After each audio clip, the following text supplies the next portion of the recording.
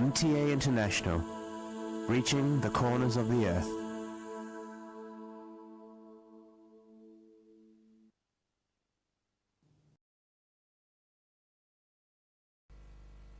صلی علی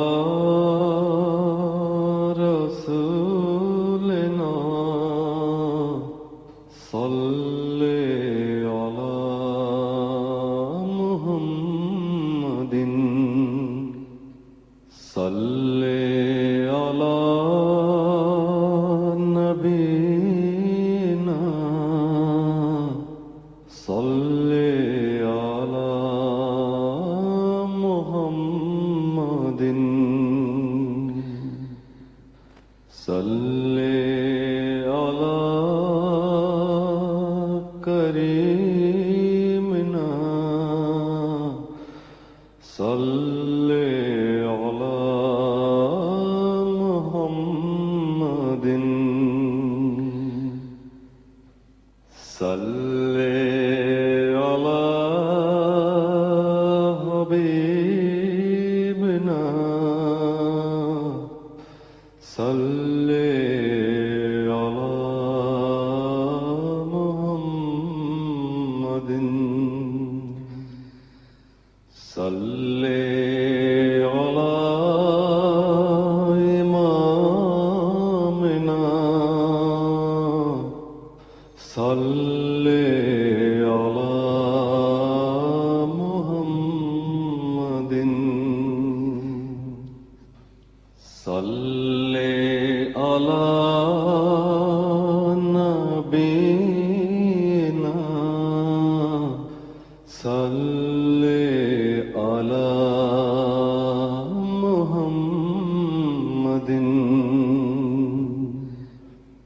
صلی علی رسولنا صلی علی محمد صلی علی شفیعنا صلی علی محمد صلی علی کریمنا صلی علی محمد صلی علی حبیبنا صلی علی محمد صلی علی امامنا صلی علی محمد صلی علی رحیمنا صلی علی محمد صلی علی نبینا صلی علی محمد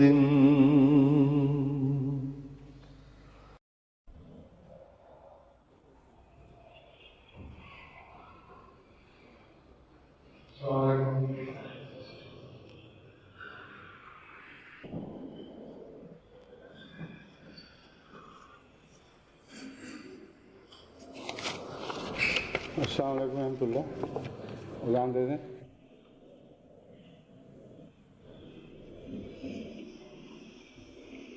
اللہ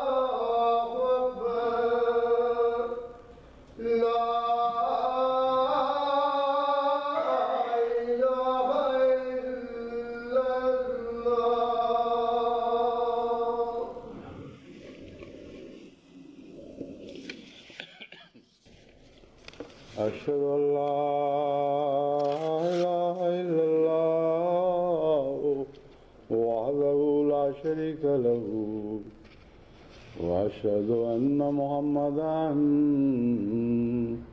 عبده ورسوله أما بعد فأعوذ بالله من الشيطان الرجيم بسم الله الرحمن الرحيم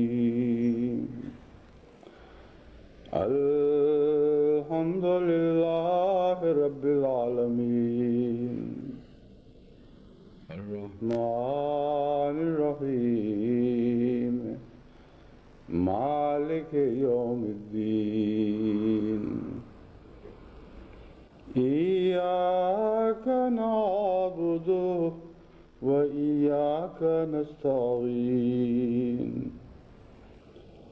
اهدنا الصراط المستقيم صراط الذين أنعمت عليهم غير المغضوب عليهم ولا الضالين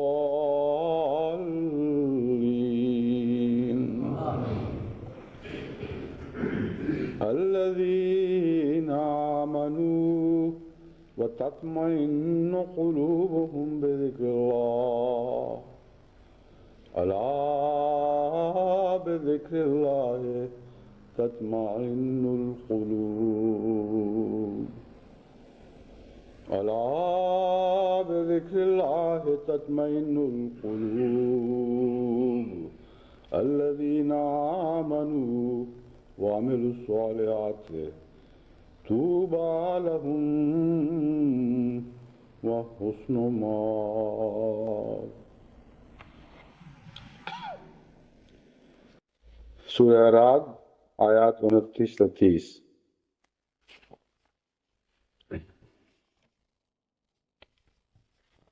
آج چونکہ ذکر کے موضوع پر انشاءاللہ تعالی خطبات کا آغاز ہوگا. گزشتہ کچھ جمعے میں بھی میرا یہی ارادہ تھا لیکن وقت نہیں مل سکا دوسری باتوں میں. سارا خطبہ کا وقت گزر گیا. اس سے پہلے کہ میں اس مضمون کو شروع کروں جس کے عنوان کے طور پر یہ آیت کریمہ میں نے پڑھی ہے، میں یہ اعلان کرنا چاہتا ہوں کہ آج جماعت احمدیہ بیلجیم کا دوسرا جلسہ سالانہ کل 20 نومبر سے شروع ہو رہا ہے اور 2 دن جاری رہ کر 21 کو اختتام پذیر ہوگا. اسی طرح مجالس انصار اللہ west coast region United States of America کا سالانہ اجتماع بھی کل سے شروع ہو رہا ہے اور 21 نومبر تک جاری رہے گا. مجلس خدام الاحمدیہ اور لجنہ اماء اللہ گوئٹے مالا 20 اور 21 نومبر کو عورتوں کے حقوق پر اجتماع منعقد کر رہے ہیں. یہ ایک نیا انداز اختیار کیا ہے اس دفعہ انہوں نے، جو برا نہیں، کہ اپنے اجتماعات کا ایک عنوان بھی رکھ دیا ہے کہ خصوصیت کے ساتھ اس موضوع پر تقریریں ہوں گی یا نیک نمونے دکھائے جائیں گے. جماعت ہے احمدیہ ہندوستان بھی 21 نومبر کو دوسرا نیشنل یوم تبلیغ منا رہی ہیں. مکرم ناظر صاحب دعوت و تبلیغ نے خصوصیت سے اس موقع پر کچھ کہنے کی خواہش کا اظہار کیا ہے. چونکہ ذکر کا مضمون چل رہا ہے اس لیے ذکر کے حوالے سے جو نصیحتیں ہوں گی وہ ساری آپ سب کو، جن کا میں نے نام لیا ہے، اسی طرح ہیں جس طرح باقی دنیا کی جماعتوں کو ہیں. لیکن ان مواقع پر جب کہ مختلف لوگ مرد و خواتین اکٹھے ہوں گے، وہ خصوصیت سے ذکر سے متعلق ان کو تربیت دینا بھی آپ کا فرض ہے. یعنی ذکر کا مضمون سن کر جو طبیعتوں میں ایک طبی طور پر شوق پیدا ہوگا، دلوں میں ہیجان اٹھ پیدا ہوں گے، ان کو طریقہ سکھانا اور یہ بتانا کہ کس طرح ذکر کے مضمون کو آپ بعد میں جاری رکھیں اور آگے جا کے دوسروں کو بھی سمجھائیں، یہ موضوع ان اجتماعات کا خاص طور پر مقرر کر لیں۔ علاوہ ازیں میں جماعت بیلجیم کے متعلق یہ بتانا چاہتا ہوں کہ اللہ کے فضل کے ساتھ بہت ترقی کرنے والی جماعت ہے، بہت منظم ہے۔ امیر اللہ تعالیٰ کے فضل سے ان کو ایسے عطا ہوئے ہیں جو نیک، دعاگو، پاک باطن اور قطعاً ذاتیات سے بالکل الگ، محض للہ وقف ہیں۔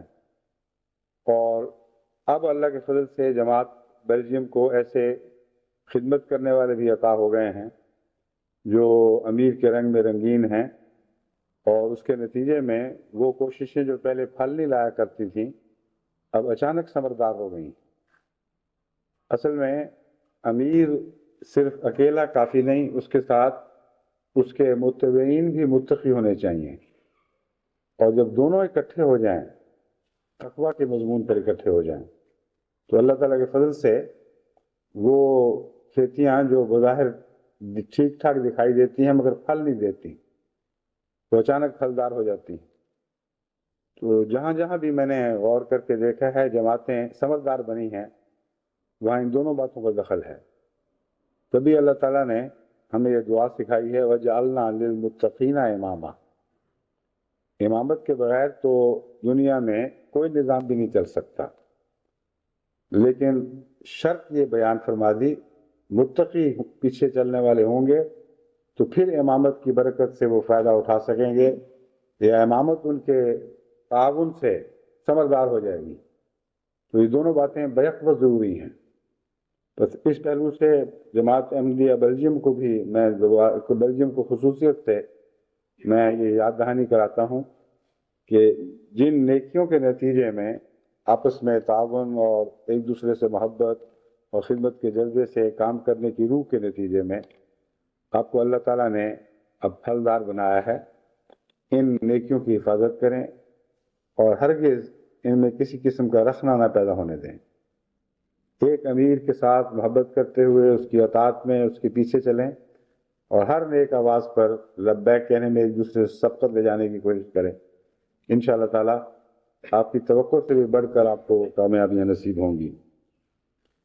مجالس انصار اللہ ویسٹ کوسٹ ریجن USA کو خصوصیت سے یہ پیغام ہے کہ جیسا کہ آیت کریمہ میں آپ نے سن لیا ہے الا بذکر اللہ تطمئن القلوب، کہ خبردار ذکر الہی سے ہی دل اطمینان پا سکتے ہیں، اس کے سوا کوئی صورت نہیں ہے۔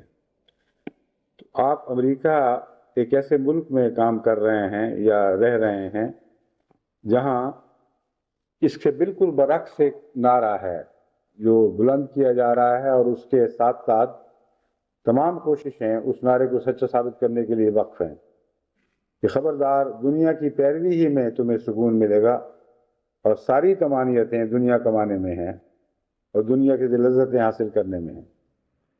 تو ان دونوں نعروں کا کتنا فرق ہے۔ ایک زمین کا جو قرآن کا نعرہ ہے وہ آسمان کا نعرہ ہے، اور جو امریکہ کا نعرہ ہے وہ زمین کا نعرہ ہے، لیکن یہ نعرہ ایسا ہے جس کے جھوٹ سارے ملک میں ظاہر و باہر، کوئی دل نہیں ہے جو وہاں تمانیت پا سکا ہو۔ دولتوں کے انبار لگے پڑے ہیں، عیش و عشرت کے سارے سامان مہیا ہیں، جتنے بھی انسان سوچ سکتا تھا یا بنا سکتا تھا وہ امریکہ کے قدموں پہ پڑے ہیں، لیکن ہر دل بے قرار ہے، ہر دل بے چین۔ جتنے زیادہ ڈرگ میں چین ڈھونڈنے والے امریکہ میں ہوں گے شاید کسی ملک میں اتنے کم ہوں۔ جتنے پاگل خانے ان لوگوں سے بھرے پڑے ہیں جو بے اطمینانی کے نتیجے میں پاگل ہوئے ہیں، یعنی ساری زندگی کی بے چینیوں نے ان کو پاگل بنا دیا ہے۔ جتنے پاگل خانے امریکہ میں آباد ہیں ساری دنیا میں کہیں آباد ہیں، اتنے زیادہ کہ ان پاگل خانوں سے جو چونکہ وہ سما نہیں سکتے ان سے زائد بچے ہوئے پاگل وہ اولڈ پیپلز ہوم میں بھی چلے گئے, آرام گاہوں میں بھی پہنچ گئے, اور ابھی تک پاگل زیادہ ہیں اور جگہیں کم ہیں. اور نفسیات کے ماہرین نے جو تجزیہ کیا ہے وہ بتاتے ہیں کہ یہ سارے پاگل وہ ہیں جو زندگی کی بے اطمینانی سے پاگل ہوئے ہیں. جو دنیا کا سب سے امیر ملک, جو دنیا کو امن کا دینے کا دعویٰ کر رہا ہے, اپنے گھر امن سے خالی پڑے ہیں, اپنے سینے اجڑے ہوئے ہیں, آپ ان کو بتائیں, اور خصوصیت سے ان اقوام کو جو صدیوں سے مظلوم ہیں اور اب وہ کسی طرح تمانیت کی تلاش کر رہے ہیں, ان کو سمجھائیں کہ انفیریورٹی کمپلیکس یعنی احساس کمتری میں کہیں تمانیت نہیں ملے گی آپ کو. انتقام میں کوئی تمانیت نہیں ہے, دنیا کی لذتوں کی پیروی میں کوئی تمانیت نہیں ہے. اگر تمانیت ہے تو ذکر اللہ میں ہے. یہ مضمون جو جو آگے بڑھے گا اور کھلتا چلا جائے گا, آپ کو نہ صرف سمجھ آئے گی کہ بلکہ دل کی گہرائیوں تک یہ یقین اتر جائے گا کہ قرآن کا یہ دعویٰ سب دعووں سے سچا ہے کہ اس دنیا میں تمانیت سوائے ذکر الہی کے اور کسی طرح نصیب نہیں ہو سکتی. مجلس خدام الاحمدیہ اور لجنہ معاملہ گوئٹے مالا نے جو عورتوں کے حقوق پر اجتماع رکھا ہے, یہ مشترکہ اجتماع ہونے کے لحاظ سے اس میں ایک خاص ایک دلچسپی کی بات پیدا ہو گئی ہے. یعنی عورتیں ہی صرف عورتوں کے حقوق کی بات نہ کریں بلکہ مرد بھی عورتوں کے حقوق کی بات کریں. اس کا اگلا قدم پھر یہ ہونا چاہیے کہ مردوں کے حقوق پر بھی دونوں اجتماع اکٹھے ہوں, یعنی صرف ایک طرف کی باتیں نہ ہوں, دوسری طرف کی بھی باتیں ہوں. جیسا کہ میں نے پہلے کئی مرتبہ بیان کیا ہے, دنیا کی تاریخ میں وہ پہلا مرد جس نے عورتوں کے حقوق کی باتیں کی ہیں وہ حضرت محمد مصطفیٰ صلی اللہ علیہ وآلہ وسلم تھے, اور وہ باتیں فرمائیں جو آپ سے پہلے کبھی کسی نے نہیں فرمائیں, اور نہ آئندہ زمانوں میں کبھی کوئی پیدا ہو سکتا ہے کہ عورتوں کے حقوق کے متعلق ایسی پیاری تعلیم دے سکے. تعلیم تو آسمان سے اتری, اللہ نے نازل فرمائی, لیکن جس دل پر نازل فرمائی وہ دل پہلے ہی عورتوں کے لیے ایک حسین اسلوب رکھتا تھا, ایک حسین انداز تھا. بس حضرت خدیجہ رضی اللہ تعالی عنہا سے جو آپ کا حسن سلوک تھا وہ تعلیم کے بعد کب ہوا ہے, وہ تو پہلے کا تھا. حضور صلی اللہ علیہ وآلہ وسلم نے حضرت خدیجہ رضی اللہ تعالی عنہا سے وحی کے نزول سے بہت پہلے شادی کی, اور وہ سارا دور جو آپ کے حسن سلوک کا ہے اس دور میں اور تعلیم کے بعد کے دور میں کوئی فرق نہیں ہے. یہ ایک حیرت انگیز ثبوت اس بات کا ہے کہ وہ دل جس پر آسمان سے نور اترا تھا وہ مجسم نور تھا, اور کوئی ایک ذرہ بھی عورت کے حقوق کی ادائیگی میں آپ نے کمی نہیں فرمائی. ورنہ حضرت خدیجہ اس حوالے سے بعد میں بات کرتے ہیں کہ اللہ نے یہ فرمایا مجھے یہ حقوق دو, وہ حقوق دو, زیادہ کرو. وہ تو ہمیشہ ممنون رہی کہ اس سے زیادہ احسان کرنے والا خاوند دنیا میں کسی کو عطا نہیں ہو سکتا. بس وہ وجود جس نے عورتوں کے لیے نہ صرف تعلیم دی بلکہ اس کا دل مجسم عورت کے حقوق کے لیے ایک تعلیم تھا. الہی تعلیم نے اس میں اس کے حسن کو اور ابھارا ہے, لیکن کردار کے لحاظ سے حضرت صلی اللہ علیہ وسلم کا کردار عورت کے لیے پہلے بھی ویسا ہی نمونہ تھا. بس اس پہلو کو پر غور کرتے ہوئے مردوں کو چاہیے, جیسا کہ خدام الاحمدیہ گوئٹے مالا کو بہت اچھا خیال آیا ہے, کہ عورتوں کی حقوق کی باتیں اپنے مجالس میں کیا کریں, اپنے اجتماعات میں, اپنے جلسوں میں. یہ نہ ہو کہ عورتوں کی طرف سے مطالبے ہوں کہ ہمارے حقوق غصب کیے جا رہے ہیں اور پھر آپ کو اس کے اوپر کچھ کہنا پڑے. اور عورتوں کو چاہیے کہ وہ مردوں کے حقوق کی باتیں اپنی مجالس میں کیا کریں, اور اپنے انتخابات, اپنے اجتماعات میں اور جلسوں میں عورتوں کو سکھائیں کہ انہوں نے کیا حقوق ادا کرنے ہیں. اور اس طرح ایک بہترین معاشرہ پیدا ہو جائے گا۔ حقوق کی طلب ایک نفسیاتی رجحان پیدا کر دیتی ہے، اس سے جھگڑے بھی پیدا ہوتے ہیں، اس سے سرکشیاں بھی پیدا ہوتی ہیں، اور اس کے نتیجے میں بعض دفعہ انسان اپنے جائز حقوق سے زیادہ مانگنے لگ جاتا ہے تاکہ گفت و شنید میں کچھ تو ہاتھ آئے، اور جھوٹ شامل ہو جاتا ہے مطالبوں میں۔ لیکن جہاں حسن و احسان کا اظہار کرتے ہوئے ادائیگی کی باتیں کی جائیں، مالک خود یہ کہے کہ میں تمہیں یہ بھی دینا چاہتا ہوں، یہ بھی دینا چاہتا ہوں، یہ بھی دینا چاہتا ہوں، اس کے نتیجے میں کوئی جھوٹ شامل نہیں ہو سکتا۔ وہ اتنا ہی دینے کی باتیں کرے گا جتنا دل آمادہ ہے، اور مد مقابل پھر یہ نہیں سمجھتا کہ میرا حق کم دیا گیا ہے۔ وہ احسان کے نیچے دبتا ہے اور کہتا ہے کہ نہیں، اتنا نہ کریں، مجھے اتنا ہی کافی ہے۔ اور یہ روزمرہ کی زندگی میں ہم مشاہدہ کرتے ہیں۔ وہ مالک یا کام لینے والے جو محسن ہوتے ہیں، ان کے تابع جن لوگوں کو کیا گیا ہے، وہ ہمیشہ کوشش کر کے ان کے حق سے زیادہ ادا کرنے کی کوشش کرتے ہیں، اور جو ان کو دیا جاتا ہے وہ سمجھتے ہیں یہ بہت زیادہ ہے، یہ احسان ہے۔ تو یہ بہترین رشتہ جو ایک نظام میں ایسا حسن پیدا کر سکتا ہے جو دنیاوی نظام میں متصور ہی نہیں ہو سکتا، سوچا ہی نہیں جا سکتا، یہ اسلام کے اندر ممکن ہے، کیونکہ اسلامی تعلیم اس کی گنجائش رکھتی ہے۔ عدل کے لحاظ سے بھی پوری ہے، اور احسان کے لحاظ سے بھی پوری ہے، اور ایتاء ذی القربیٰ کے لحاظ سے بھی پوری اور کامل ہے۔ تو یہ بھی مجھے خیال آیا کہ اس حوالے سے لجنہ نائلہ اور مجلس خدام الانبیاء کے مشترکہ حوالے سے آئندہ ایسے بھی مضامین زیر نظر رہنے چاہیے جن میں عورتیں مردوں کے حقوق کی باتیں کریں اور مرد عورتوں کے حقوق کی۔ جماعت احمدیہ ہندوستان 21 نومبر کو یوم تبلیغ منا رہی ہیں۔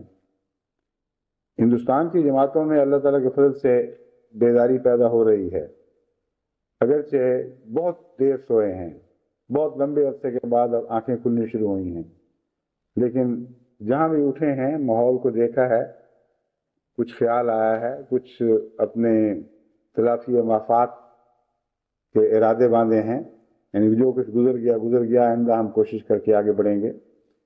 تو اللہ تعالیٰ ان کو توفیق عطا فرمائے۔ ابھی بہت منزلیں انہوں نے طے کرنی ہیں۔ ہندوستان میں جس حالت میں جماعت احمدیہ کو چھوڑ کر ہندوستان کے مہاجرین پاکستان گئے، اس میں اور چند سال پہلے تک کی حالت میں کوئی نمایاں ترقی کا فرق نہیں تھا، بلکہ کئی جگہ نقصان بھی پہنچے۔ تو اب چونکہ ایک ان جماعتوں سے ایک براہ راست تعلق پیدا ہو چکا ہے، اور اب ٹیلی ویژن کے ذریعے خطبات کے ساتھ جو رابطہ بنا ہے، اس سے خدا کے فضل سے جو اطلاعیں مل رہی ہیں، دور دراز کے وہ لوگ جنہوں نے کبھی سوچا بھی نہیں تھا کہ خلیفہ وقت سے وہ مل سکتے ہیں، گفتگو کر سکتے ہیں، وہ خط لکھ رہے ہیں کہ ہمیں اب سمجھ آنی شروع ہوئی ہے کہ خلافت کیا چیز ہے اور احمدیت کیا ہے، اور بڑے نیک ارادے لے کر وہ نئے عزم کے ساتھ میدان عمل میں نکلے ہیں۔ تو ان کے لیے دعا کریں۔ اب یوم تبلیغ نشر منایا جا رہا ہے، اس کے مقابل پر ان کی مشکلات بہت زیادہ ہیں، کیونکہ دو طرفہ ان کو، بلکہ دو طرفوں سے بھی زیادہ سمتوں سے ان کو خطرات درپیش ہوتے ہیں۔ اول تو جو دیوبند کے علماء اور ان کے ہم مزاج اور ہم مزاج علماء وہ محسوس کر رہے ہیں کہ جماعت وہاں ترقی کر رہی ہے، اور بڑے سخت رد عمل کا اظہار کر رہے ہیں۔ جتنی گندی گالیاں پاکستان میں دی جا رہی ہیں، وہ کوشش کرتے ہیں اس سے بھی زیادہ گندی گالیاں دی جائیں۔ جتنے احمدیت پر پاکستان میں جھوٹ بولے جا رہے ہیں، وہ مقابلہ کر رہے ہیں کہ اس سے زیادہ بولیں، کیونکہ وہ کہتے ہیں یہ پاکستان کے مولوی ہمارے بچے ہیں نا، آخر ہم سے سیکھا ہے، ان بدیوں میں ہم سے کیوں آگے نکل جائیں۔ تو اس لیے وہ جو وہاں سے جھوٹوں کی لسٹیں آ رہی ہیں، حیرت ہوتی ہے کہ بعض مولوی قبر میں پاؤں لٹکائے بیٹھے اتنا جھوٹ بولتے ہیں کہ جتنا بھی جو بول سکے کوئی جھوٹ اتنا اس آخری حد کو پہنچ چکے ہیں، اور بعد کی حد پھر وہ موت ہے، پھر موت کے بعد جواب طلبیاں ہیں. تو اس دنیا میں تو جھوٹ کی آخری حدیں چھو چکے ہیں. ان کی رپورٹیں پڑھ کے بجائے شروع میں تو تھوڑا سا غصہ بھی آتا تھا کہ کیا کر رہے ہیں، لیکن اب تو غصے سے گزر کر ہنسی آنے لگ گئی. وہ بھی بڑے پاگل ہیں جو مان لیتے ہیں ان باتوں کو. احمدی سامنے بس رہے ہیں، دیکھ رہے ہیں کون لوگ ہیں متقی، خدا پرست، خدا سے کا خوف رکھنے والے، عبادتوں میں آگے، نیکیوں میں سب سے پیش ماحول کے لیے نمونہ آنکھوں کے سامنے بیٹھے ہوئے ہیں، اور مولوی کی بات سن کے کان کی بات مان رہے ہیں اور آنکھ کی بات نہیں مان رہے. حالانکہ لیس الخبر کالمعائنۃ، آنکھ کی دیکھی ہوئی چیز کا خبر کیسے مقابلہ کر سکتی، مگر جہالت کی باتیں ہیں ساری. تو دعا کریں اللہ تعالیٰ ان مصیبتوں، ان جہالتوں کے نتیجے میں جماعت کو نقصان پہنچانے کی بجائے جماعت کے لیے افزائش کا انتظام فرما دے.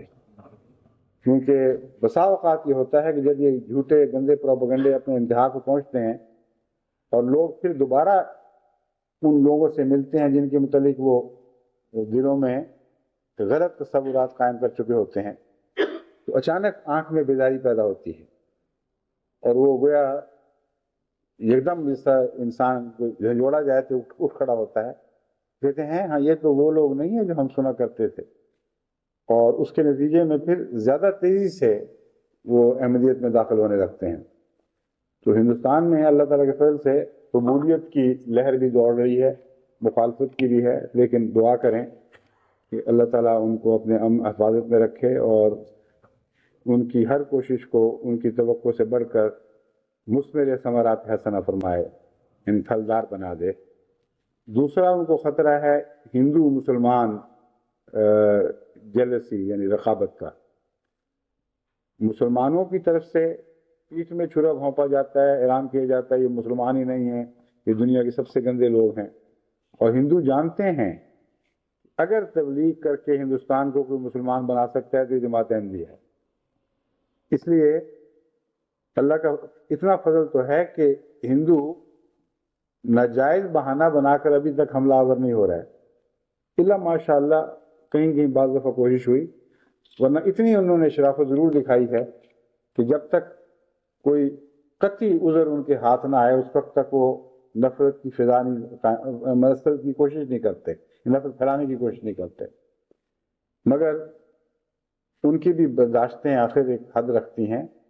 جن علاقوں میں اللہ کے فضل سے ہندوؤں میں سے مسلمان ہونے شروع ہوئے ہیں وہاں یقیناً طرز عمل بدلی ہے، اور عوام الناس کی طرف سے بڑے سخت مطالبے ہوئے، جہاں تک کہ ان کو گھروں سے ان کو نکال دیا جائے، ان کی جائیدادیں ضبط کی جائیں، ورنہ ہم حملے کریں گے، ان کے گھروں کو جلائیں گے. ایسی مہمات وہاں بھی چلائی گئی ہیں. مگر ایک فرق ہے کہ وہاں کے حکومت کے کارندے اب تک اس بات پر قائم ہیں کہ اگر شرارت کی پہل دوسروں کی طرف سے نہیں ہوئی یا انہوں نے تمہاری شرارت کا بدلہ شرارت سے نہیں دیا تو ہم ان کو ظلم نہیں ہونے دیں گے. خدا کرے یہ جو بنیادی انسانی حق کی حفاظت کا خیال ہے یہ دنیا میں عام ہو جائے، اور بجائے اس کے کہ ہم ہندوؤں کی مثالیں دیں، اس سے ہزار گنا شاندار مثالیں مسلمانوں کی دیں کہ دیکھو پاکستان میں یہ ہو رہا ہے، اور انڈونیشیا میں یہ ہو رہا ہے، اور ملیشیا میں یہ ہو رہا ہے، اور عرب ممالک میں یہ ہو رہا ہے. لیکن افسوس کہ ساری نظر دوڑانے کے بعد اس قسم کے انصاف کی مثالیں سر دست تو ہندوستان ہی سے ہاتھ آئی ہیں. پاکستان سے بھی ہیں، لیکن مشکل یہ ہے کہ وہاں بد لوگوں نے بدیوں کے ذریعے شریف لوگوں کی آواز کو دبا دیا ہے. ورنہ میرا جائزہ یہ ہے کہ پاکستانی قوم کا مزاج منصفانہ ہے. غیر منصف ہو بھی چکے ہوں تو ان کے دل کے اندر شرافت، آخر اسلامی قدروں کے نتیجے میں جو شرافت پیدا ہوتی ہے وہ گھٹ تو جاتی ہے، مر نہیں جایا کرتی، موجود ہے. اور جہاں غیر کا خوف نہ ہو وہاں وہ لوگ شرافت دکھاتے ہیں. جو میں نے موازنہ کیا تھا اس سے صرف یہ مراد ہے کہ وہاں میں نے دیکھا ہے کہ ہندوستان کی حکومت کے کرندے غیر کے خوف کے باوجود، یعنی اپنے ہم مذہب کے خوف کے باوجود انصاف پر قائم ہونے کی کوشش کرتے ہیں، اور ورنہ وہ ہندو قوم سے تعلق رکھنے والے افسران ہیں، وہ یہ کہہ سکتے ہیں کہ جی ہم بدنام ہوں گے، ہمیں لوگ کہیں گے کہ تم مسلمانوں کی سرپرستی کر رہے ہو، اس لیے ہم ہاتھ کھینچتے ہیں، لیکن اس حد تک ان کی اخلاقی حالت نہیں گری، اور وہ کہتے ہیں کہ انصاف اگر ہے تو ہم اس کو سہارا دیں گے۔ لیکن وسیع پیمانے پر بعض دفعہ پالیسی کے لحاظ سے وہ دب جاتے ہیں۔ مثلا اجودھیا میں جو واقعہ ہوا، بابری مسجد کو شہید کیا گیا، اس میں بھی آپ یہ فرق دیکھیں گے کہ حکومت نے کھلم کھلا یہ حق نہیں دیا کسی کو، بہانے بنائے کہ ہم مجبور ہو گئے، ہم یہ کر رہے ہیں اور وہ کرنا چاہتے تھے نہیں کر سکے وغیرہ وغیرہ، لیکن کھلم کھلا حق نہیں دیا۔ اور جنہوں نے شرارت کی ان کی مذمت ضرور کی۔ جو پاکستان کے ساتھ میں موازنہ کر رہا ہوں یہ کھول کے بتانا چاہتا ہوں، شرافت کا آدمی شرافت سے موازنہ نہیں ہے، مگر شرارت کی آواز اتنی خوفناک ہو چکی ہے کہ شرافت ڈر گئی ہے اور دب گئی۔ یہاں تک کہ جب پاکستان میں مسجدیں جلائی گئیں تو کسی حکومت کے کارندے نے اوپر سے نیچے تک ایک نے بھی مذمت کی۔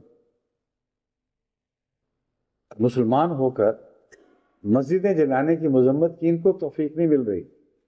ہندوؤں سے توقع رکھتے ہیں کہ وہ بہت زیادہ شدت کے ساتھ اس کی مذمت کریں، بلکہ زور سے اس کوشش کو کچل دیں، لیکن انہوں نے اتنا ضرور کیا ہے کہ اوپر سے نیچے تک، عام انسانوں سے لے کر دانشوروں تک، لکھنے والوں سے لے کر شاعروں تک، سب نے سارے ہندوستان میں اس واقعے کی مذمت کی۔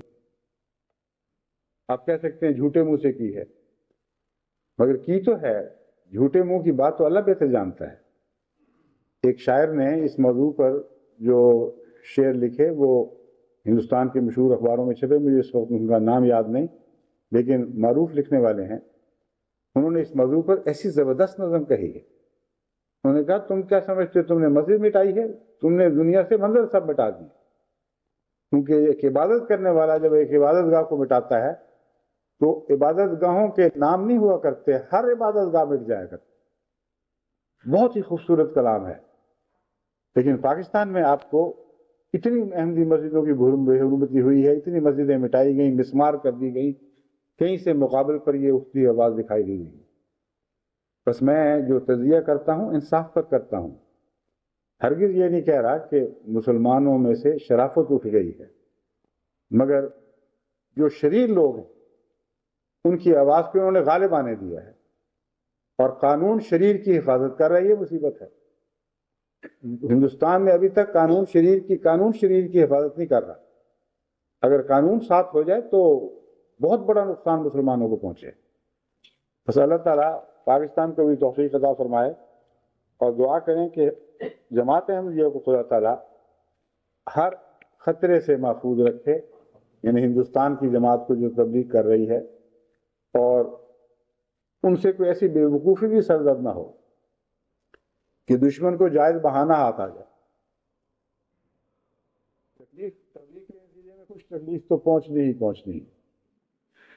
اگر تبلیغ کامیاب ہوگی تو ناممکن ہے کہ تکلیف نہ ہو، لیکن جو اپنی بے وقوفی سے نقصان پہنچتا ہے وہ اس طرح ثواب کا مستحق تو نہیں بناتا، جس طرح بغیر کسی بے وقوفی کے محض اللہ کی خاطر، اللہ کی ہدایات کے تابع چلتے ہوئے آپ کام کریں اور پھر نقصان پہنچے، یہ دوسری قسم کے نقصان کا اللہ ذمہ دار ہو جایا کرتا ہے۔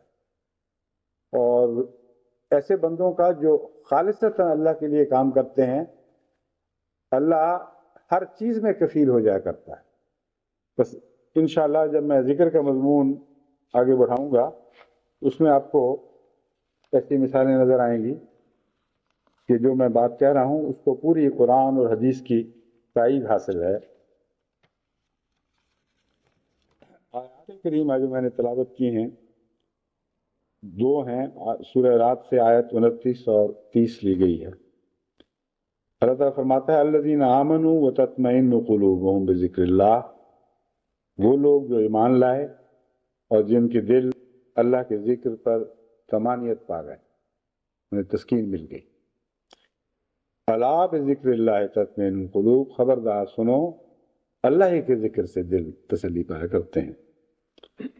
الذین آمنوا وعملوا الصالحات، وہ لوگ جو ایمان لائے اور نیک اعمال کیے، طوبی لہم، ان کے لیے بہت ہی قابل رشم و مقام ہے، ایسا مقام جو ممتاز کر دیتا ہے ان کو دوسروں سے۔ طوبی جن معنوں میں جس طرح بولا جاتا ہے اس سے بعض دفعہ یہ شبہ پڑتا ہے کہ اس کا مطلب ہے خوشخبری، لیکن خوشخبری کے مقام پر بولا جاتا ہے، لیکن لفظ کا مطلب خوشخبری نہیں۔ صحابہ کہتے ہیں ایک چیز نتھر کر اوپر صاف ستھری ہو جائے، تو ایسا مقام جو بالا ہو اور نتھر کے نمایاں اور ممتاز ہو جائے اور قابل رشک ہو، بہت پاکیزہ ہو، اس مقام، اس مرتبے، اس شان کو طوبیٰ کہا جاتا ہے۔ وہ حسن و مآب اور بہت ہی خوبصورت دلکش جگہ لوٹنے کی ہے۔ پہلی بات ان آیات میں یہ قابل غور ہے کہ ان دونوں آیات کا تعلق کیا ہے۔ جہاں تطمئن القلوب والی بات فرمائی گئی وہاں اس کے سوا اور کوئی جزا بیان نہیں ہوئی۔ جہاں عمل الصالحات کی بات ہوئی وہاں ایک جزا بیان ہوئی ہے جو لگتا ہے بہت ہی شاندار جزا ہے۔ تو اور ان دونوں کا آپس میں تعلق کیا ہے؟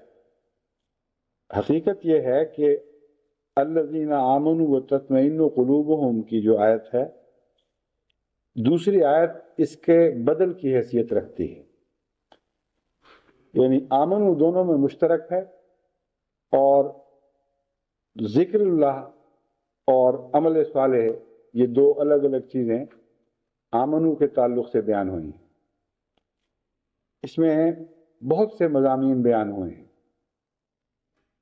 ایک آپ کی توجہ کے لیے میں خصوصیت سے یہ ذکر کرنا چاہتا ہوں کہ ذکر کا ایک جھوٹا تصور جو مسلمان صوفیاء میں رواج پا گیا، اس کی یہ آیت نفی کرتی ہے۔ بعض صوفیاء یہ سمجھتے رہے مختلف زمانوں میں کہ اللہ کے ذکر کے بعد انسان دوسرے اعمال سے بے نیاز ہوتا چلا جاتا ہے۔ یہاں تک کہ بعض صوفی فرقوں میں یہ تصور بھی جگہ پا گیا کہ ذکر اللہ کرو اور نمازوں سے مستثنا، ذکر اللہ کرو اور بنی نوع انسان کی خدمت سے مستثنا، ذکر اللہ کرو مختلف گوشوں میں چلے جاؤ اور دنیا سے تعلق کاٹ لو، یہی ذکر اللہ کا مفہوم ہے۔ قرآن کریم نے ان دو آیتوں کو اوپر نیچے رکھ کر ایک خاص ترتیب سے اس مضمون کی کلیت نفی فرما دی۔ فرمایا ہم جس ذکر اللہ کی بات کر رہے ہیں کہ وہ تطمئن القلوب عطا کرتا ہے، وہی ذکر اعمال صالحہ میں ڈھلتا ہے، اور یہ ناممکن ہے کہ ذکر سچا ہو اور اعمال صالحہ نہ رہیں، یہ اعمال صالحہ سے انسان مستغنی ہو سکے۔ تو تکرار کے ساتھ فرمایا الذین آمنوا وتطمئن قلوبہم ذکر اللہ، اور الذین آمنوا وعملوا الصالحات، یہ عملاً ایک ہی چیز کے دو نام ہیں۔ اور ذکر الہی سے ایک مزید بات یہ بیان فرما دی، اعمال صالحہ کا تو ہر جگہ ذکر ملتا ہے قرآن کریم میں، ایمان کے بعد، ذکر کے بعد جب اعمال صالحہ کا ذکر ملا ہے تو معلوم ہوتا ہے کہ ذکر اعمال صالحہ کو ایک نیا حسن عطا کر دیتے ہیں۔ ذکر کے بغیر جو اعمال صالحہ ہیں ان میں وہ جان نہیں پڑتی، وہ غیر معمولی حسن پیدا نہیں ہوتا جس کے نتیجے میں طوبیٰ لہم انہیں کہا جا سکے۔ تو یہ بیان فرمایا گیا ہے کہ تم ایمان لاؤ اور اللہ کا ذکر کرو تو تمہیں طمانیت نصیب ہوگی۔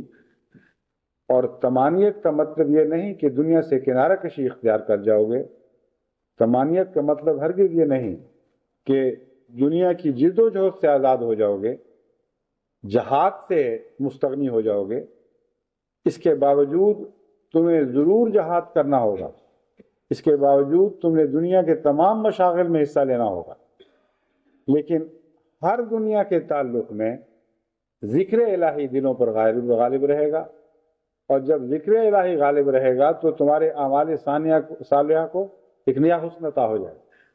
ایک نئی شان عطا ہو جائے گی، اور اس کے نتیجے میں طوبیٰ لہم، ایک ایسا مرتبہ عطا ہوگا جو سب دوسرے مرتبوں سے ممتاز، ایک قابل رشک حالت عطا ہو جائے گی، وہ حسن و مآب، اور تم واپس جس ٹھکانے کی طرف لوٹو گے وہ بہت ہی حسین ٹھکانہ ہے، بہت ہی خوبصورت مقام ہے، یعنی مرنے کے بعد جس کی طرف تمہیں لوٹایا جائے گا۔ تو ذکر اللہ تو غیر معمولی اہمیت حاصل ہے۔ میں شاید یہ لگانا بھول گیا تھا، مجھے یاد بھی نہیں کرایا گیا۔ ذکر اللہ کو ایک انسانی زندگی میں تمام اعمال صالحہ میں ایک غیر معمولی فوقیت حاصل ہے، اور اسی مضمون کو قرآن کریم ایک دوسرے رنگ میں بیان فرماتا ہے۔ عبادت کا ذکر کرنے کے بعد فرماتا ہے وَلَذِكْرُ اللَّهِ اکبر، اللہ کا ذکر اکبر ہے۔ حالانکہ عبادت جو بھی تو ذکر ہے، اور یہ خیال کر لینا کہ عبادت کم تر ہے اور عبادت کے باہر ذکر زیادہ ہے، یہ اس کا مطلب درست نہیں ہے۔ اس کے بہت سے اور بھی معنی ممکن ہیں، لیکن اس موقع پر میں یہ سمجھانا چاہتا ہوں کہ ولا ذکر اللہ اکبر کہہ کے یاد کرایا کہ خالی عبادت کا ظاہر کچھ حیثیت نہیں رکھتا۔ عبادت کرو اور ظاہری طور پر تمام ارکان ادا کرو اور عبادت کا خیال رکھو، تمام الفاظ جو بیان پڑھے جاتے ہیں وہ پڑھے جائیں، تمام دعائیں جو کی جاتی ہیں کی جائیں، لیکن اگر ذکر اللہ اس پر غالب نہ رہا تو پھر عبادت میں وہ شان پیدا نہیں ہوگی۔ بس جب آپ سورہ فاتحہ پڑھتے ہیں تو اس طرح بھی مضمون کو ادا کر سکتے ہیں جس طرح ایک قاری کسی مضمون کو پڑھ رہا ہے اور اس کے ذہن میں وہ مطلب آ رہا ہے ساتھ ساتھ، اور اس طرح بھی ادا کر سکتے ہیں کہ اس مطلب کے ساتھ ساتھ دلوں میں اللہ کی محبت کی لہریں دوڑنے لگیں، دل ان لہروں کے نتیجے میں وہ یا جھومنے لگیں یا بعض دفعہ تھرتھرانے لگتے ہیں خدا کے روب سے اور خدا کے عشق سے۔ تو اگر دلوں میں تموج پیدا نہیں ہوتا اور آپ نماز پڑھتے چلے جاتے ہیں تو وہ نماز یقیناً نسبتاً کم درجہ کی ہے، لیکن وہ نماز جس پہ ذکر اللہ غالب آ جائے وہی اکبر ہے، وہ سب سے بڑی عبادت ہے۔ بس اور معنی ہیں لیکن یہ معنی لازم ہیں اس کے ساتھ، اس لیے ہرگز یہ مراد نہیں ہے کہ عبادت جو باقاعدہ کی جاتی ہے اس کو چھوڑ دو، اس سے بہتر باہر کا ذکر ہے۔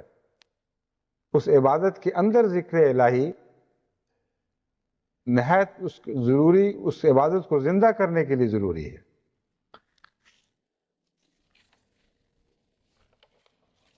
اب میں ذکر کے سے تعلق میں چند اور باتیں آپ کے سامنے رکھتا ہوں۔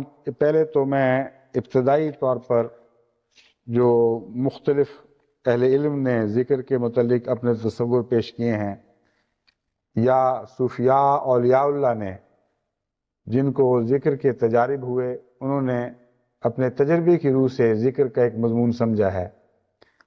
اہل لغت نے ذکر سے کہ کیا معنی لیے، کیا کیا معانی سمجھے، یہ باتیں میں ابتداً پہلے آپ کے سامنے رکھتا ہوں، پھر انشاءاللہ تعالی آیات قرآنی اور حضرت محمد مصطفیٰ صلی اللہ علیہ وسلم کی سیرت طیبہ کے حوالے سے ذکر کے مضمون کو واضح کرتا چلا جاؤں گا۔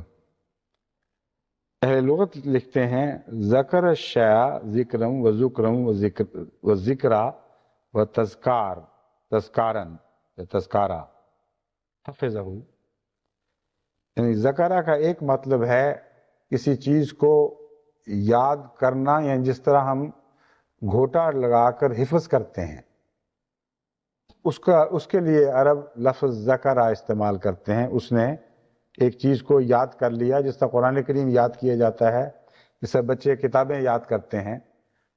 تو ذکر اللہ اس حوالے سے کیا معنی رکھے گا؟ اس حوالے سے ذکر اللہ کا مطلب یہ ہے کہ اللہ تعالیٰ کی صفات کو اس طرح بار بار ذہن نشین کرتے چلے جاؤ کہ جہاں بھی ان سے ملتا جلتا مضمون ہو از خود وہ یاد آ جائے. جو حافظ قرآن ہوں، جن کو اچھی طرح قرآن کریم حفظ ہو، جب بھی کوئی موقع سے کوئی آیت سے ملتا جلتا مضمون سامنے آتا ہے، اچانک وہ آیت ذہن میں ابھر آتی ہے. یہ حفظ ہے. تو اللہ کو حفظ کرنے کا کیا مطلب ہے؟ اللہ کو حفظ کرنے کا مطلب یہ ہے کہ اللہ تعالیٰ کی صفات حسنہ پر ایسا غور ہو کہ موقع اور محل کے مطابق جس صفت کا کسی ایسی چیز سے تعلق ہو جو آپ مشاہدہ کر رہے ہیں یا سن رہے ہیں یا دیکھ رہے ہیں یا محسوس کر رہے ہیں، اچانک اللہ تعالیٰ کی صفت کا وہ پہلو آپ کے سامنے ابھر آئے. ان معنوں میں ہم کہہ سکتے ہیں کہ آپ نے اللہ کا ذکر کیا ہے. پھر ذکر کا مطلب ہے جری الشیء علی لسانک، یعنی ذکر اس بات کو کہتے ہیں جو زبان پر جاری ہو. تو ذکر اللہ کا مطلب یہ ہے کہ صرف یاد آ جانا کافی نہیں، بلکہ اس یاد کو بیان کرنا ضروری ہے. اور جگہ جگہ آپ کی مجالس میں اللہ تعالیٰ کا ذکر چلنا چاہیے، تبھی وہ ذکر بنے گا. یعنی خاموش ذکر بھی ذکر ہی ہے، لیکن زبان سے جاری ہونا بھی ذکر کے مضمون میں داخل ہے. پس اللہ اگر ذہن میں ہے، اللہ اگر دل میں ہے، تو اس کا زبان پر جاری ہونا ایک طبیعی اور ضروری امر ہے. پس اپنی مجالس میں، اپنی روزمرہ کی گفتگو میں اللہ تعالیٰ کا ذکر ضرور کیا کریں. اور یہ وہ ذکر ہے جو نماز سے باہر کا ذکر ہے، کیونکہ نماز میں تو آپ جاتے ہی خدا کی باتیں کرنے کے لیے ہیں. اپنے گھروں میں ہر وقت مختلف مواقع پر سیر و تفریح میں، یا گھر میں بیٹھے ہوئے، یا دفتر میں، یا دنیا کے کاموں میں، یا تجارتی گفتگو میں، یہ ہو ہی نہیں سکتا کہ اگر اللہ آپ کو یاد ہو تو زندگی کی کسی موقع میں ایسا اتفاق ہو کہ خدا سے اس کا تعلق نہ ہو، یعنی اس موقع پر خدا کی کوئی خاص صفت یاد نہ آ سکے. ہو ہی نہیں سکتا. اس لیے ساری زندگی ذکر سے بھری ہوئی ہے، اگر آپ محسوس کریں. اور اس حوالے سے تلاش کیا کریں، اور تلاش تبھی آپ کر سکیں گے اگر ذہن میں موجود ہے. تو صفات باری تعالیٰ پر غور کرنا اور اسے یاد کرنا، اور قرآن اور حدیث کے حوالے سے اس کے مفہوم کو سمجھنا، یہ ذکر کے پہلے معنی ہوں گے، یعنی حفظ کرنا اللہ کو. اور اس کے طبی نتیجے کے طور پر پھر خدا تعالیٰ زبانوں پر جاری ہونا شروع ہو جائے گا. اور ایسے لوگ جن کو خدا حفظ ہو جائے، وہ لازماً اس کا ذکر کرتے ہی رہتے ہیں. حافظ قرآن دیکھ لیں، جہاں اچھے حافظ ہوتے ہیں، بات بات پر ان کو آیتیں یاد آتی ہیں، بات بات پر وہ بیان کرتے ہیں، دیکھو فلاں آیت میں یہ لکھا ہوا ہے. بس اس پہلو سے خدا کو حفظ کریں اور خدا کا ذکر کیا کریں. پھر ذکر الشیء استحضرہ، یعنی کوشش کر کے ذہن میں کسی چیز کو یاد لانا، یہ بھی ذکر کہلاتا ہے. اب آپ کو چیز یاد آ رہی ہوتی ہے، جیسے کوئی چیز آپ کے ذہن میں تھی لیکن اس وقت اچانک سامنے نہیں آتی، تو آپ سوچتے ہیں، بعض دفعہ ماتھا بجاتے ہیں، کہتے ہیں ٹھہر ایک بات مجھے یاد آ رہی ہے، کوشش کر کے اس کو کھینچ کر لے آتے ہیں. تو اللہ تعالیٰ کے ساتھ ایسا تعلق کہ اگر خود بخود بھی وہ ذہن میں نہ ابھرے، تو چونکہ دل لٹکا ہوا ہو، اس لیے دل چاہے کہ وہ بات آپ کو یاد آئے جو اللہ سے اس تعلق کو جوڑ دے، اور کوشش کر کے خدا کے ذکر میں ان باتوں کو تلاش کرنا جو موقع اور محل کے مطابق ہوں. یہ بھی ذکر الہی ہے، اور اس میں محنت کرنی پڑتی ہے. بعض لوگ جو بھول جاتے ہیں، وہ بعض دفعہ علامتیں بنا لیا کرتے ہیں یاد رکھنے کے لیے، اور اسی لیے ذکر کے معنوں میں وہ گانٹھ بھی آتی ہے جو لوگ رومال میں دے لیتے ہیں یا کپڑے میں دے لیتے ہیں، تاکہ اس گانٹھ سے وہ بات یاد آ جائے جو جس کی خاطر وہ گانٹھ دی گئی تھی. لیکن وہ بات بھی ان کو یاد آتی ہے جن کے ذہن میں گانٹھ کے ساتھ اس کا تعلق قائم رہتا ہے، ورنہ تو بعض لوگ گانٹھوں پر گانٹھیں دیتے جاتے ہیں. ایک شخص تھا، اس کو کسی نے دیکھا، اس کی رومال سارا گانٹھوں سے بھرا پڑا تھا، ایک کنارے سے دوسرے کنارے تک گانٹھیں ہی گانٹھیں چل رہی.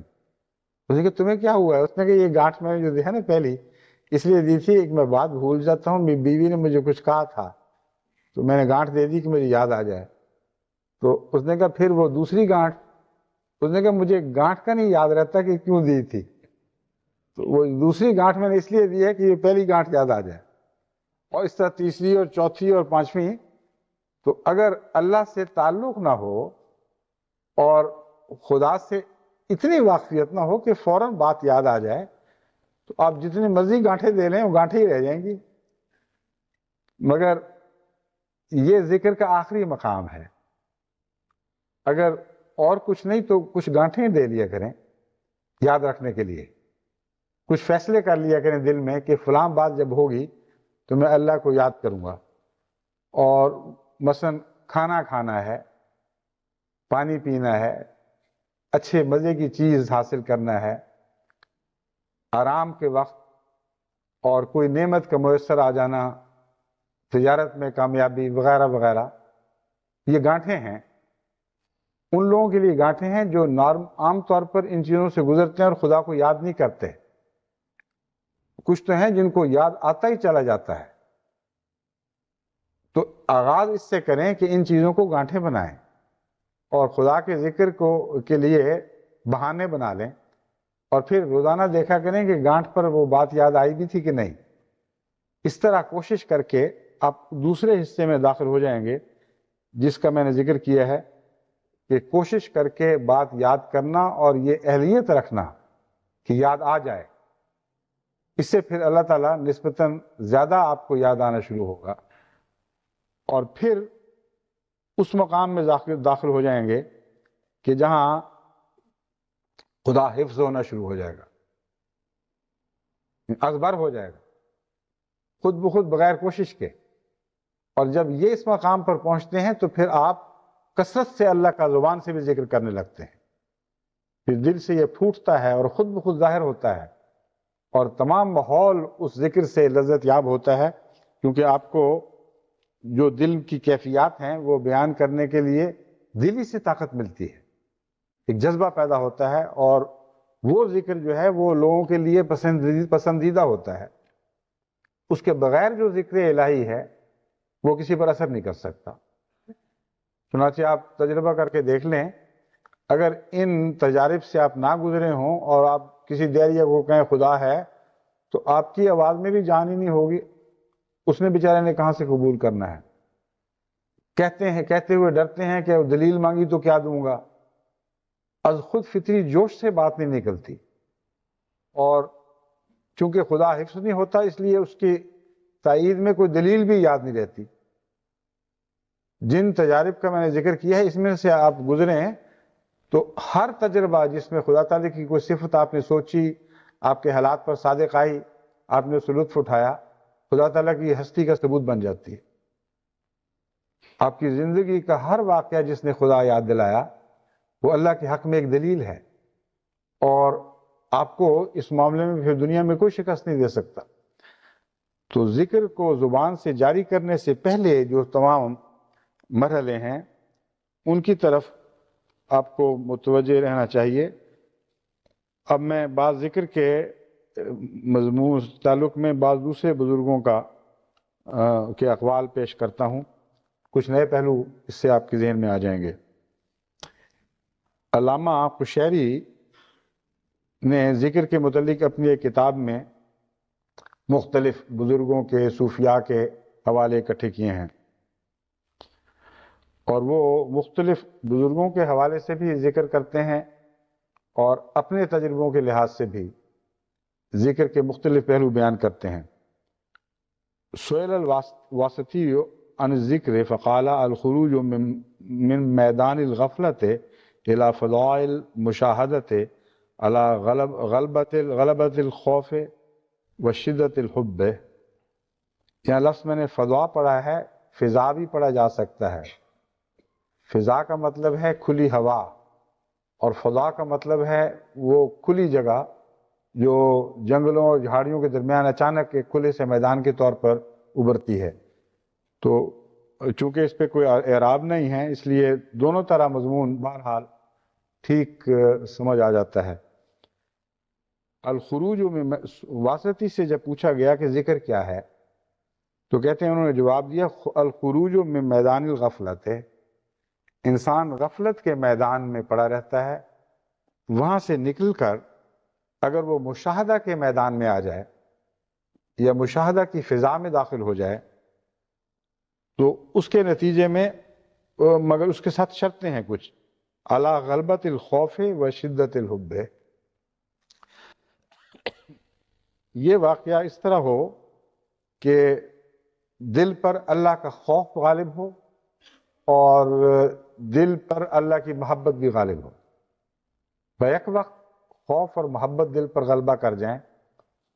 اس حالت میں جب وہ غفلت کے میدان سے نکل کر مشاہدہ کے میدان میں یا مشاہدہ کی فضا میں داخل ہوتا ہے، اس کا نام ذکر ہے۔ تو یہ زبان آپ سمجھے کہ نہیں، کیا کہنا چاہتے ہیں، اس پر غور کریں اور سمجھیں کہ یہ بزرگ صوفی جنہوں نے زندگیاں گزاری ہیں ذکر الہی کو سمجھنے میں، اس پر غور کرنے میں، اس میں مصروف رہ کر انہوں نے اپنی زندگیوں کے خلاصے کچھ نہ کچھ بیان کیے ہیں اور یہ باتیں قابل غور ہیں۔ غفلت کے میدان سے مراد یہ ہے کہ اس میدان تو دونوں ہی زندگی کے میدان ہیں، اصل میں دو الگ الگ میدان نہیں ہیں۔ زندگی کے میدان میں آپ غفلت کی حالت میں بھی وقت گزار سکتے ہیں، آپ کو کچھ پتہ نہیں کہ گرد و پیش میں کیا ہو رہا ہے، کیوں ہو رہا ہے، آپ تنہا ہیں اس میدان میں کہ اچانک اللہ تعالیٰ کی طرف سے آپ کو شعور عطا ہوتا ہے اور آپ مشاہدہ کے میدان میں داخل ہوتے ہیں۔ جو باتیں ابھی میں نے آپ سے پہلے کی تھیں وہ دراصل مشاہدہ کے میدان کی باتیں تھیں۔ کھانا تو آپ روز کھاتے ہیں، ذکر کے بعد بھی کھائیں گے، تو میدان تو وہی رہا، مگر ایک غفلت کی حالت میں کھانا تھا اور ایک شعور کی حالت میں۔ جب شعور کی حالت میں کھاتے ہیں تو کھانے کے ساتھ ایک اور تعلق پیدا ہو جاتا ہے اور وہاں اللہ تعالیٰ یاد بھی آتا ہے، اللہ تعالیٰ کا خوف بھی دل میں بڑھتا ہے اور اس کے نتیجے میں کئی قسم کے آپ انسانیت کے گر پا جائے، انسانیت کے راز سیکھ لیتے ہیں۔ ایک بزرگ کے متعلق آتا ہے کہ ان کے پاس کچھ مرید بیٹھے ہوئے تھے، اتنے میں ایک لڈوؤں کا ٹوکرا آیا، وہ ٹوکرا ان کو جب پیش کیا گیا تو انہوں نے وہ سب میں لڈو بانٹے اور ایک لڈو خود بھی اٹھا لیا۔ مریدوں نے مزے سے جلدی جلدی وہ لڈو کھا لیا، ختم ہو گیا، سارے ٹوکرے ختم ہو گیا اور ان کے ہاتھ میں وہ لڈو اسی طرح پکڑا ہوا تھا اور وہ ایک ایک دانہ کھا رہے تھے اور کھاتے تھے اور پھر غور میں مبتلا ہو جاتے تھے۔ یہ مراد نہیں ہے کہ ہر کھانے والا اسی طرح کھائے، مگر بعض دفعہ بعض خاص کیفیتیں تعلق باللہ کی انسان پر اس طرح غالب آ جاتی ہیں کہ اس طرح کھانے میں بھی مزہ آتا ہے اور ایک خاص مزہ آتا ہے۔ ایک شاگرد نے عرض کیا کہ ہم تو لڈو کھا گئے، مزے کیے، آپ ایک ہی کو پکڑ کے بیٹھے ہوئے ہیں، دانہ دانہ کھا رہے ہیں، یہ کیا ہو رہا ہے؟ تو انہوں نے کہا میں سوچ رہا ہوں ساتھ ساتھ کہ یہ جو لڈو ہے اس میں جو میدا استعمال ہوا تھا وہ کیسے بنا تھا۔ مجھے خیال آتا ہے کہ ایک کوئی زمیندار کسی جگہ اللہ سویرے اٹھ کر جب کہ دنیا آرام کر رہی تھی، موسم سردی کا تھا یا گرمی کا، وہ نکلا اور اس نے ایک ہل اٹھایا، ساتھ اپنے بیلوں کو جوتا اور دیگر آلات لے کے وہ کھیتوں کی طرف روانہ ہوا۔ اس نے وہاں محنت کی، گندی جڑی بوٹیوں کو اکھاڑ کر باہر پھینکا اور اس محنت کے وقت اس کو کیا پتا تھا کہ خدا تعالیٰ اس سے کیوں کام لے رہا ہے؟ اس کو کیا پتا تھا کہ اس محنت کے پھل کا ایک دانہ میرے منہ میں بھی آئے گا؟ لیکن وہ ایک غفلت کی حالت میں کام کر رہا تھا۔ لیکن میں نے سوچا کہ یہ تو خدا تعالیٰ نے جو تسخیر کائنات کی ہے وہ اس طرح کی ہوئی ہے کہ بے تعلق دور دراز کے لوگ کچھ کام کر رہے ہیں اور انسان کو پتہ ہی نہیں کہ وہ دراصل اس کی خدمت کر رہے ہیں۔ چنانچہ اس نے وہ محنت کی اور پھر میں نے سوچا کہ یہ حل تو لکڑی سے بنا ہوگا اور ساتھ اس کے لوہے کا پھل بھی ہوگا، اور بیل بھی آخر کہیں سے آئے ہیں، ان پر بھی محنتیں ہوئی ہیں۔ تو اس سے پہلے ایک ترخان تھا جو محنت کر رہا تھا، اس نے لکڑی کو خاص طور سے کاٹا، اور پھر مجھے خیال آیا کہ اوہو، اس لکڑی سے پہلے ایک لکڑہارا بھی تو ہوگا، اس نے جا کے جنگل سے وہ لکڑی کاٹی ہوگی، اور وہ پھر جنگل کیسے ہوگا؟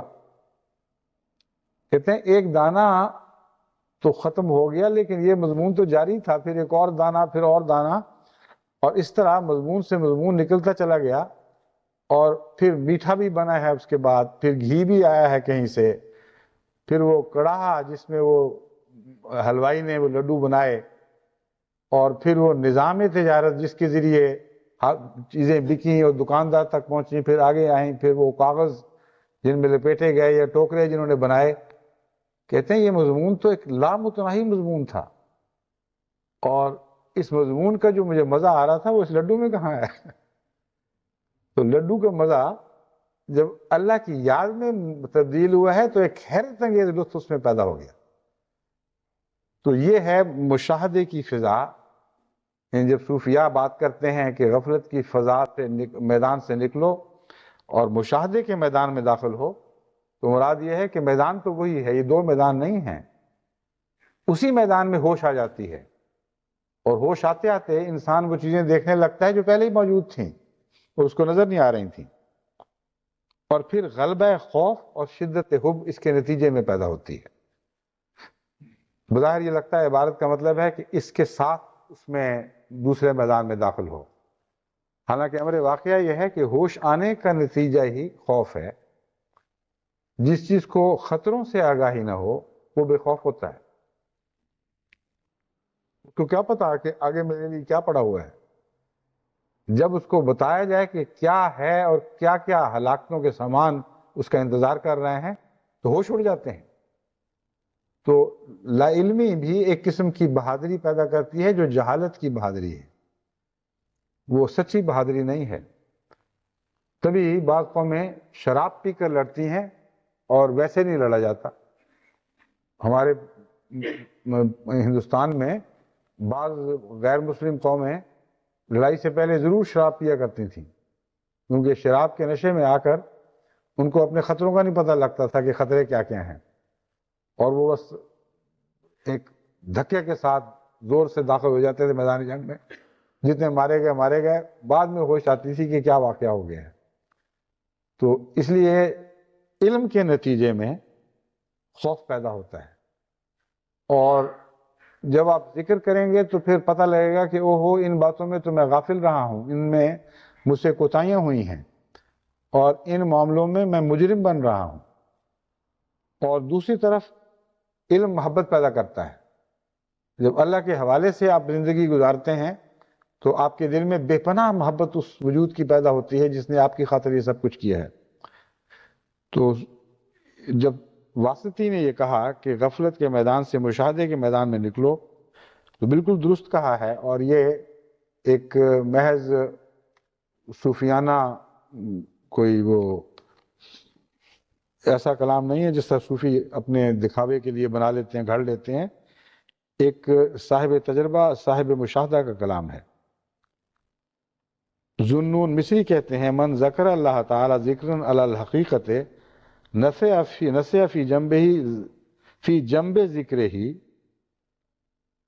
کل شین، یا کل شین ہونا چاہیے، نہ کل شین، نسیہ فی جنب ذکر ہی کل شین وحفظ اللہ تعالی علیہ، حفظ اللہ تعالی علیہ کل شین وکان لہ حفظا عن کل شین۔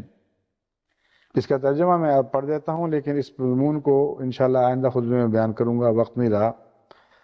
ذوالنون مصری کہتے ہیں کہ جس نے اللہ تعالیٰ کو یاد کیا، فی الحقیقت ذکر کیا ہے، وہ ذکر ہر دوسری یاد کو مٹا دیتا ہے۔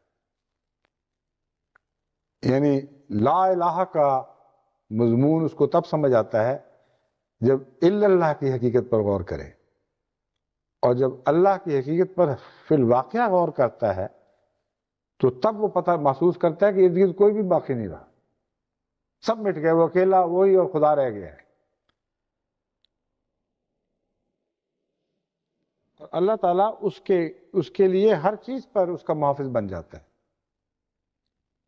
جب غیر اللہ کے سہارے ٹوٹ گئے، کوئی راہ ہی نہیں میدان میں جس کو پکارے، جس کو آواز دے، تو پھر اس کی حفاظت کا سارا ذمہ خدا تعالیٰ کے اوپر ہو جاتا ہے. اس مضمون پر انشاءاللہ آئندہ میں ایک حضرت اقدس محمد رسول اللہ صلی اللہ علیہ وسلم کی حدیث پیش کر کے پھر باقی مضمون کو وہاں سے پھر بیان کریں گے.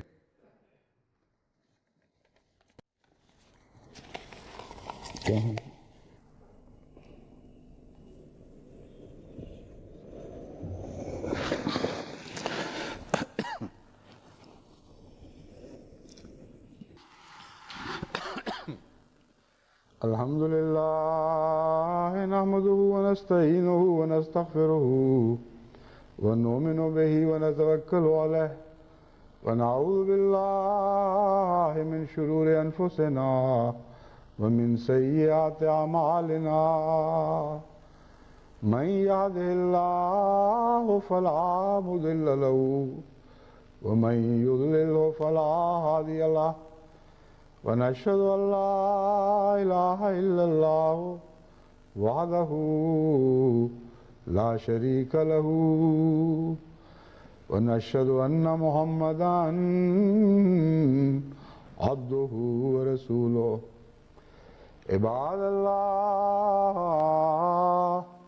رحمكم الله إن الله يأمر بالعدل والإحسان وإيتاء ذي القربى وينهى عن الفحشاء والمنكر والبغي يعظكم لعلكم تذكرون. اذكروا الله يذكركم وادعوه يستجب لكم وَلَذِكْرُ اللَّهِ أَكْبَرُ.